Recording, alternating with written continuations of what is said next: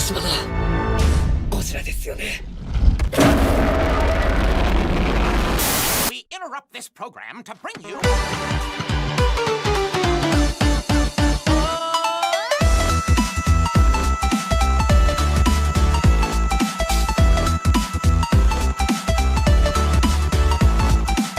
All right, everybody, my name is Kevin from The Real Movie Guys, and you're watching The Real Review, the series where we review and discuss all your favorite movies. And on today's episode, I'm going to be taking a look at Godzilla Minus One. Post-war Japan is at its lowest point when a new crisis emerges in the front of a giant monster, baptized in horrific power of the atomic bomb. Unexpected, to say the least. Godzilla Minus One might be my movie of the year. I know we're cutting it close to the end, and there's still a movie or two I gotta check out, but god damn it, this movie is phenomenal. And this comes from someone who probably has a love-hate relationship with a lot of the Godzilla films. I know I've seen the original Gojira, I believe like the 1950s that came out. I'm filmed with that. Used to watch the Sci-Fi Channel marathons when it would come on. Most recently, I did check out Godzilla vs. Kong, along with the other Godzilla movies prior to that release, and you know, they happened. You know, I got what I wanted, a giant monster fighting a giant monkey and a mechanical lizard, and they're all fine and dandy, but this movie, guys, I really have to tell you, this should not be missed. I would argue this might be a new instant classic in a lot of people's film libraries and film viewings, not just as a monster movie, but as a piece of cinematic mastery here, of storytelling. Godzilla is really kind of the whatever element. I mean, he's phenomenally done, but the storytelling with these characters to make me emotionally invested is by far something that's never, at least in my opinion, never been achieved in any of these kaiju style kind of movies. Godzilla Minus One is in a class of its own, and it achieves greatness. I guess we should really start off with the big elephant in the room, or kaiju in the room, if you will. Godzilla himself, he's ginormous. They did a great, phenomenal job with this. The funny part is, when you look at this movie, Godzilla was made around with $15 million, I think was the budget for Godzilla Minus One that they had in mind, or that they used. Put that in perspective with an episode of like Disney's She-Hulk, which used around 22 million, I think it was, for its production. That's saying something, okay? Because Godzilla Minus One, Godzilla looks phenomenal. Between the battle damage on Godzilla, just the scales, the intensity, even like the close-ups of the eye. Yeah, sure, I think there are a few scenes here and there that are a little wonky, and you know, some of the towards the end I thought was definitely, you know, a little. It's excusable, is ultimately what I'm trying to say here, because Godzilla looks phenomenal. The monster's intense, the scale is amazing. The director really knew what they were doing, and right here, director Takashi Yamazaki, who's also the writer and director for this movie, you can tell really understood the source material and had a vision of what he wanted to do here. Because Godzilla really, again, Godzilla is not the only factor in this movie. The human characters, the human story of survival and post-war grief in a post-war Japan after World War II is really the story that's being told here. And I absolutely fell in love with these characters. I thought their story was absolutely phenomenal, of someone, you know, dodging the atrocities of World War II, but never able to escape those atrocities, and have it constantly be a shadow on your back and something you're constantly dealing with, and society around you also. And everyone in this movie is suffering. This is a bit of a tear fest, not gonna lie. There are a couple points in this movie where, you know, little tears coming down Kevin's eye, not gonna lie to you. Godzilla really does leave an impact, and a lot of it I think has to do with some of its cinematography. A lot of the shots in this movie, I think you could see that there was some American influence, which I think is great. I love when I can see, you know, a Japanese director or an American director, vice versa, kind of adopt things we've seen in their style of filmmaking. This, I think we could say, some of my favorite movies here, like Jaws, was definitely an inspiration for some of the underwater scenes with Godzilla, where there's a boat kind of man versus monster in the water. I mean, Godzilla is significantly bigger than the Great White, but don't get me wrong, it still looks phenomenal. And there's a bit of intensity here, especially with the filmmaking. They know when to use their characters and when to use the visuals in order to enhance the film, and it's clearly apparent here.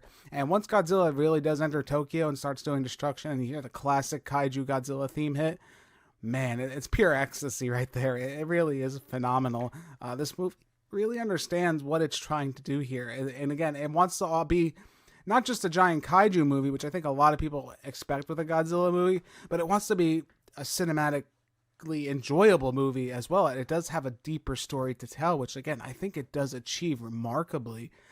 There's just so much I could be going on about with this movie.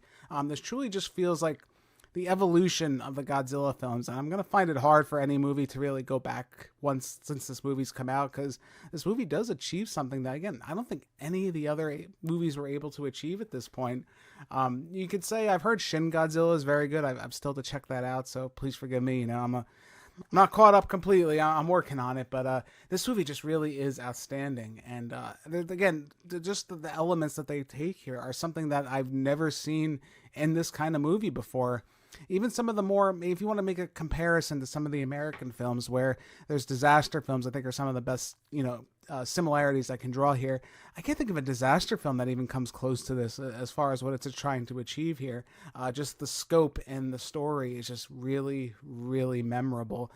And again, go ahead, please try to name me like 3 Godzilla human characters from any other movie. I don't think you can. This movie really does take that to the next level. It feels not too much either, which I thought some people might have an issue with, and I could see that maybe being an issue for some of the more kaiju freaks. There is a lot of time with these characters, but in my personal opinion, it feels just right. When Godzilla shows up, it feels just like at the crux of all these emotions. It's just the right timing, and the story just has you on the seat of your edge. There's a couple twists I didn't see coming, and there's a couple that I did see coming, which maybe kind of leads to my somewhat negative, if you want to call it that in this instance.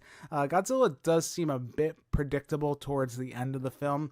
I was definitely saying to myself, okay, well, this is going to happen to this character, and this is going to be revealed. There are a few moments that are like that, but my opinion, and then that stance on that when that happens, is even though I know it's coming, that doesn't necessarily make me enjoy it any less. I think Godzilla Minus One is able to work with what it has, even if it is a somewhat predictable story. It's just surely enhanced by that cinematography and the tight script. I really do think the script is very tight. Not even that, the music is phenomenal too. There's one scene in particular where the lack of score was actually the star here, where the director knew just the right emotional beat when there's kind of an event happening with Godzilla. I don't want to get into spoilers with this, because that's another thing about this movie. Please watch it spoiler free if you can. There's a lot of good surprises here that I think you'll enjoy, because again, it is overall predictable. So if you're just able to predict it while you're watching the movie, that's one thing, but to have it spoiled right before you go in, I don't think that's the way to view this movie. I think you got to see it a little bit blind. But yeah, the lack of score in this one particular scene was just heartbreaking, and it really had me on the edge of my chest. And I compared it to kind of Jaws a bit earlier on. Godzilla really feels like a menace in this movie, and I can't tell you the last time the character felt that way. This giant kaiju is usually played, I don't want to say as a joke, but not really as like a threat. Like, oh, we love Godzilla destroying the city, stomping around, crushing everything. Not in this movie. Godzilla, when Godzilla's coming, you're terrified, and you feel for the characters. You really do. And again, I just really think this movie is a masterpiece. And without kind of drawing this on, I'm going to give you guys my final score. I'm going to give Godzilla Minus One a 10 out of 10. Again, I think this is a high contender for me for movie of the year. Godzilla finally did something that no other Godzilla movie, and to my knowledge, has been able to do. I significantly care about the human characters, and if you can do that with a Godzilla movie, I think that's insane. It's something I always thought could be done, but to actually have it in my hands and see it now, this movie's an instant classic. And I argue with you. I think it would give the original Gojira a run for its money as far as being an instant classic. And this is a lesson to filmmakers right here.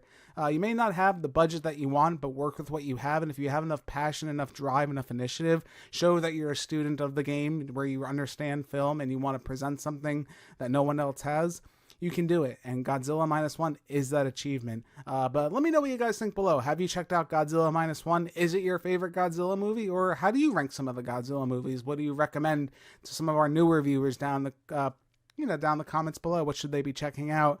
I'm very curious to hear what you think. I think this is going to end up being on a lot of people's end of the year lists. Again, it's such a huge surprise. But again, thank you all so much for joining me for this episode of The Real Review. My name's Kevin, and I am part of the Real Movie Guys. Real guys, real movies, real thoughts. I'll see you next time. If you guys like what you've seen here today, consider giving this video a like and leaving your thoughts in the comments below. If you want to stay up to date with everything Real Movie Guys related, make sure to hit that subscribe button and check us out on Instagram, Twitter, and Facebook. And don't forget, all you audio listeners at home, we are available on many podcasting platforms. Just search The Real Movie Guys, you should pop right up. Thank you again all so much for joining us on this episode of The Real Review. We are The Real Movie Guys. Real guys, real movies, real thoughts. Catch you next time.